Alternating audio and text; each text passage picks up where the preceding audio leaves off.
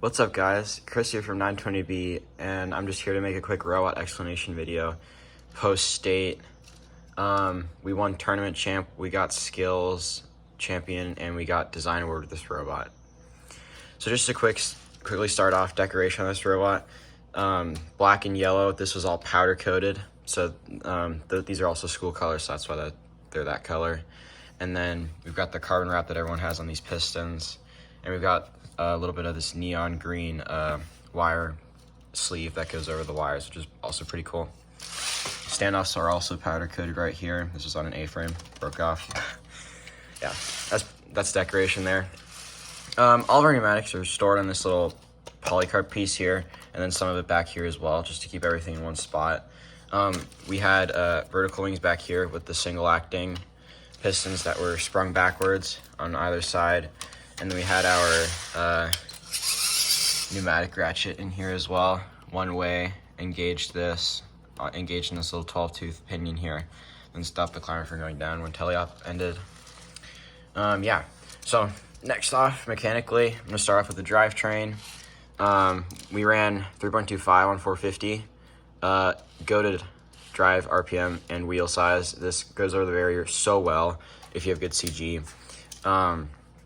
Would highly recommend. We might try putting 2.75s instead of 3.25 in the middle, but so far this is working really well. We've been running this drivetrain pretty much all season. Many other teams run it. Tank battery down here, low CG.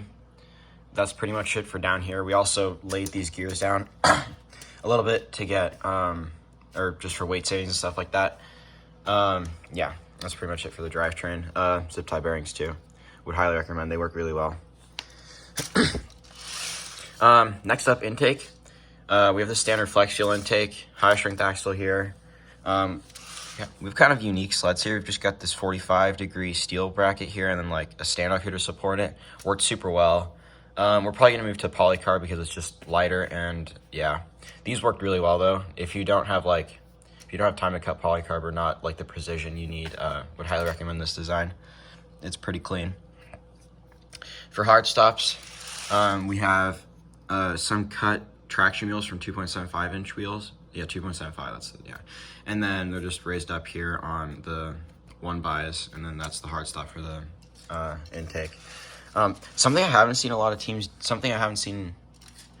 teams do, the 6-speed chain, if you put up the small pinion on both sides, it fits really clean inside of the C channel, and it's like unbreakable. And then you just have like your motor here, half motor by the way, and then you can just have this sprocket here to gear it up. This never broke, and like that chain in there has like never had any issues. And you just run a screw joint right here, all the way across, and then it's like really, really nice. Yeah, that's pretty much it for intake. It was banded on one side. Oh yeah, actually we had like these rubber bands down here. Those were slick. If you're gonna use rubber bands down here,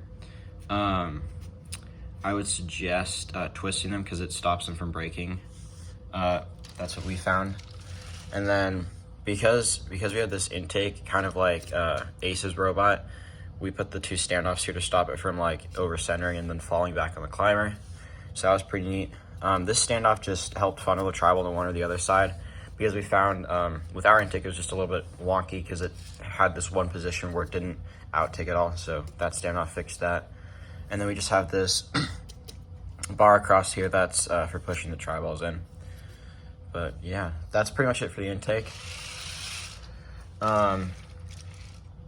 Yeah, we've got 1.5 meter climb over here.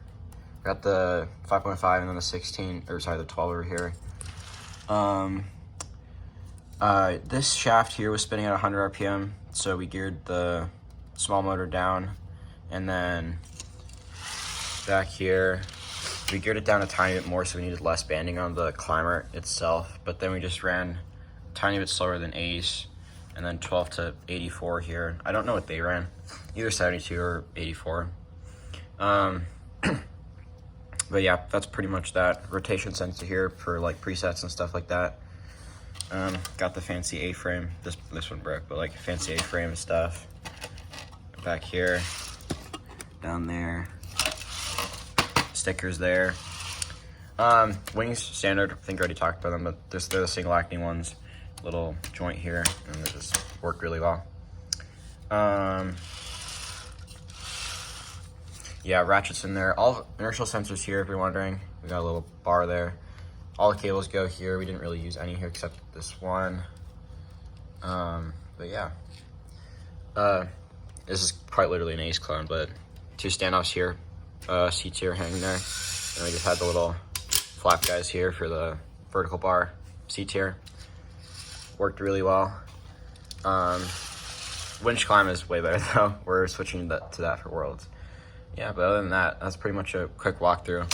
Sleds, they were also laser cut, triple stack. They worked really well. The back ones are a bit finicky because we didn't really secure them too well across like the entirety, and like this also broke at the bottom, like during finals 2 or something. Still worked, held up. To support them, we just put a standoff all the way across. And also, fun fact, this standoff, we randomly found this, but you put a standoff like across your sleds like this, it also acts as a wedge, and then you don't have to worry about like the wedge getting in the way of going over the barrier. And it works like 90% of the time. Not as well like as if you had plastic all the way down, but it works like most of the time. But yeah, that's pretty much it. If you have any questions, leave them down in the comments. Pretty much Ace Clone, like I said before. But yeah.